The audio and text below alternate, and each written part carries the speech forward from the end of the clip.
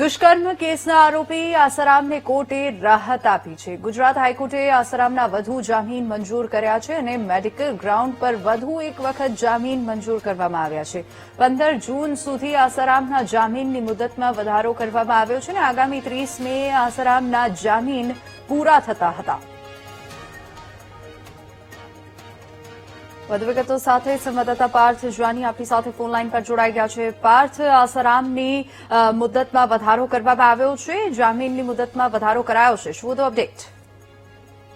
જી, દુષ્કર્મના આરોપી આસારામ ઉપર અત્યારે જે વાત કરવામાં આવે તો ગુજરાત હાઈકોર્ટમાં તેને જામીન અરજી ફાઇલ કરવામાં આવી હતી। પેલા 6 મહિના પહેલા એટલે કે નવેમ્બર 2025માં મેડિકલ ગ્રાઉન્ડ ઉપર જામીન અરજી ફાઇલ કરવામાં આવી હતી, જેમાં ગુજરાત હાઈકોર્ટે 6 મહિનાનો જામીન આપી હતી। ત્યારે 30 મેના રોજ જામીન પૂર્ણ થઈ હતી। તે પહેલા ફરીથી આસારામ દ્વારા મેડિકલ ગ્રાઉન્ડ ઉપર ફરીથી જામીન અરજી મૂકવામાં આવી હતી, જેમાં ગુજરાત હાઈકોર્ટે આસારામના વધુ જામીન મંજૂર કર્યા છે। મેડિકલ ગ્રાઉન્ડ ઉપર વધુ એક વખત જામીન મંજૂર કરવામાં આવ્યા છે।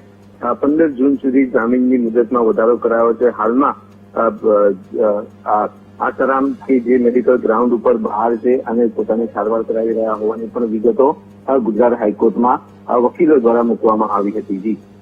જી બિલકુલ પાર્થ, આભાર સમગ્ર માહિતી બદલ।